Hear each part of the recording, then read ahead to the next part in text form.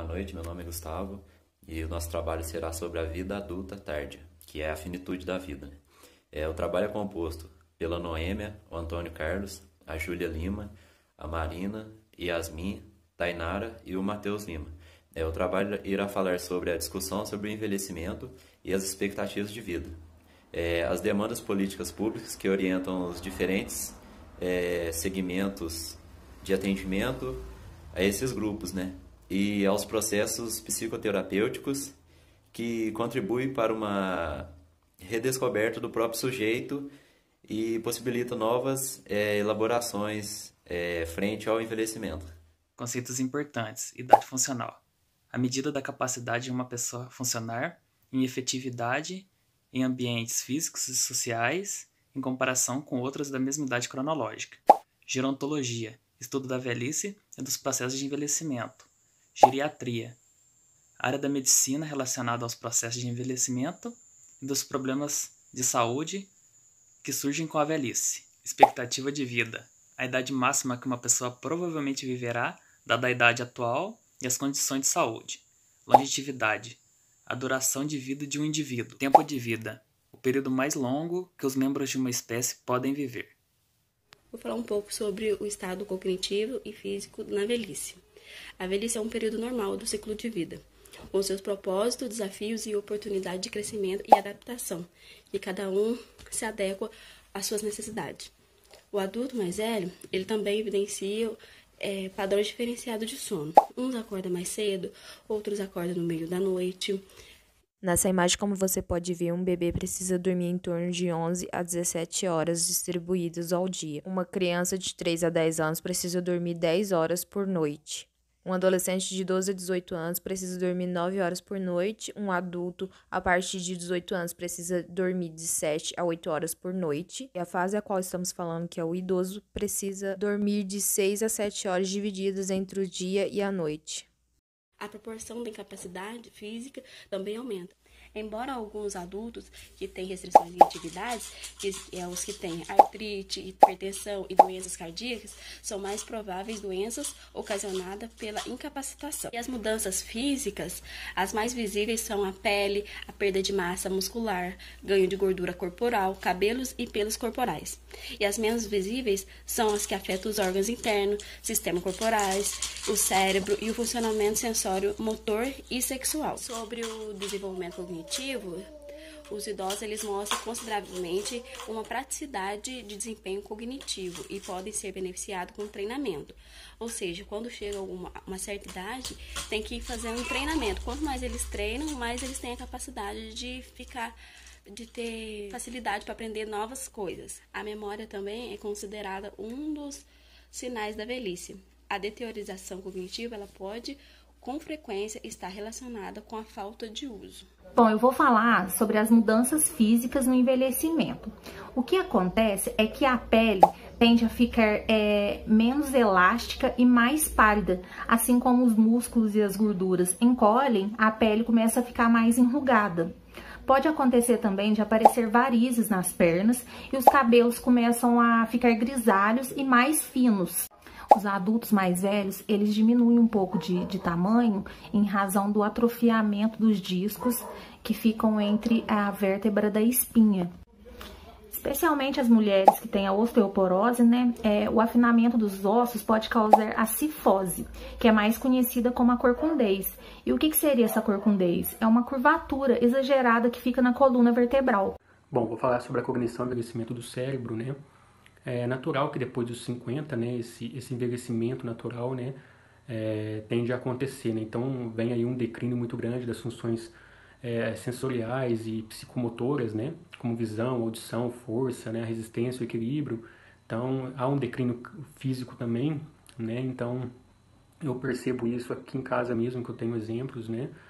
O meu pai, que também com o tempo aí, ele vem perdendo essas funções, né? Só que de uma forma menos acelerada, porque a gente trabalha com ele em casa, né? Algumas coisas, para que ele não perca força, para que ele não perca aí o equilíbrio, para que o raciocínio dele continue, né? De uma forma que não seja tão acelerada a perda Então é muito importante essa observação, né, e atividades, né, em volta disso para que eles consigam, né, se manter no melhor possível, né, dentro da sua idade, né, e dentro dessas perdas.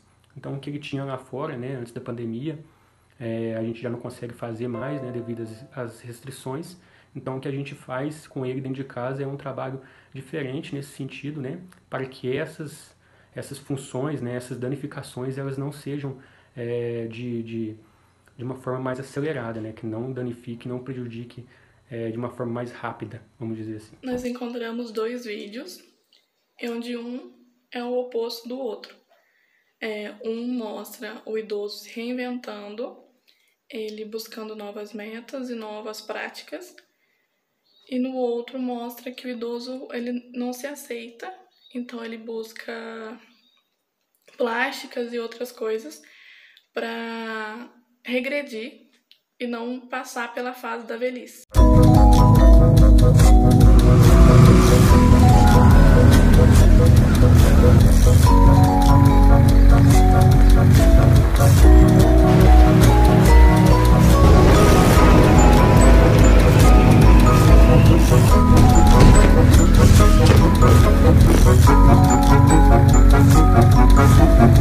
Eu comecei a surfar aos 58 anos. 60 anos saltando de paraquedas. Você imagina, ele tem hoje 89 anos. A primeira tatuagem minha eu fiz com 72 anos. Quando ele passou no vestibular, foi a alegria de todo mundo. E eu fiz 11 maratonas e fico assim muito feliz por poder correr. Uma velhice que seja vibrante, não só brilhante, né, não só radiante. Não tem idade e não tem nenhum tipo de barreira. O limite você constrói. Quando me veem indo para o salto, estranham, olham e dizem: será possível? Esse senhor vai saltar, esse velhinho vai para o avião? Eu me impressiono, porque não sei com quem eles estão falando. Eu estou jovem, eu estou inteiro, eles que se assustam comigo. Então a turma me pergunta por que ninguém te critica. Eu falo, porque meu sorriso vai na frente. A gente só envelhece se quiser, porque é a cabeça da gente quem manda, né? São pessoas que não aceitam o imperativo sejam velho. E é muito lindo esse momento de libertação, porque elas reinventam a própria vida. Essa briga contra o envelhecimento faz com que as pessoas tendam a tratar a velhice como se fosse uma continuação da mocidade, o que é, na minha opinião, um grande equívoco, porque a velhice é uma terceira fase mesmo, não é? Não sei se é a melhor ou é a pior idade, mas é uma outra fase, não é? E é uma outra fase que tem que ser vivida como tal. E não é assim que as pessoas veem a velhice hoje. As pessoas encaram a velhice como uma espécie de fatalidade horrível que tem que ser evitada a todo custo por meio das cirurgias, por meio de medicações, por meio de exercícios estafantes, por meio do diabo. Tudo menos envelhecer. Né? Então, o velho, teoricamente ideal, é aquele que não envelhece. Pelo que tiramos embasado na visão de Erikson, na vida adulta tardia, a pessoa reflete em seu passado, querendo mudar e fazer o que não há mais tempo. Lutam para conquistar um senso de coerência e totalidade.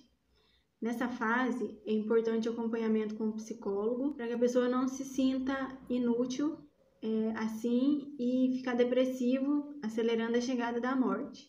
Foi até citada uma música de Gilberto Gil, O Mar e o Lago, que relata bem a questão da velhice. Rugas no rosto moreno, ondas no lago sereno, vento repentino, ares de menino, fugas de brigas de rua,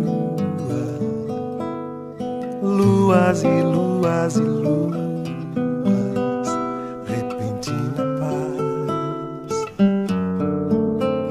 meu velho rapaz, o velho mar e o lago, o velho, o mar e o lago. Bom, pessoal, eu vou falar da parte da atuação do profissional em benefício do envelhecimento, né? Foi uma discussão da aula passada, acho que é isso, da última aula que teve, A fase da velhice é uma fase cheia de desafios, cheia de objetivos que precisam ser alcançados e superados. É uma fase que há mudanças não somente no psicossocial, né? Mas também no cognitivo, no físico. E a forma como o idoso vai lidar pode contribuir positivamente, tanto como negativamente. A gente já viu também sobre as fases de Erik Erikson, a qual ele fala sobre a parte da integridade e da desesperança. Achei bem interessante, porque lá fala que o idoso pode chegar nessa fase positivo, sem arrependimento, sem lamentações, que já fez o que teve que fazer, que está bem. Também pode haver a desesperança, né? Onde o idoso vai olhar negativo, ele vai olhar que ele perdeu tempo lá atrás, perdeu tempo que ele tinha para fazer mais coisas.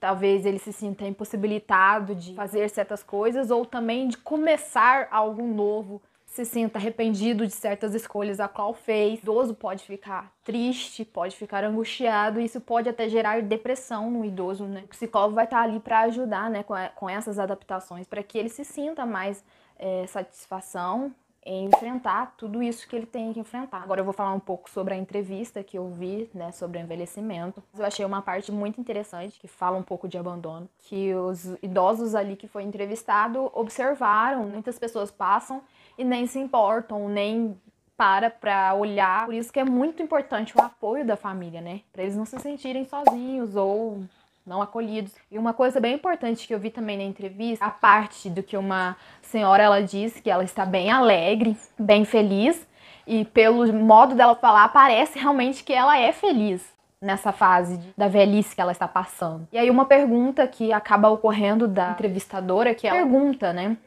E a morte? Você tem medo da morte? A senhora responde que ela está preparada, ou seja, como se ela tivesse tudo já feito, tá tudo bem, e se acontecer eu tô preparada para ir, né? E tem também um senhorzinho que acaba, a gente percebe que tá bem negativo. Ele acaba dizendo na entrevista que a fase da velhice é muito ruim, que a melhor fase já passou, que aquilo ali não é nada bom para ele, e ele tem medo até mesmo de um dia acabar caindo numa cama, e que ele prefere que a morte o leve, e o momento dele tá ali, sabe?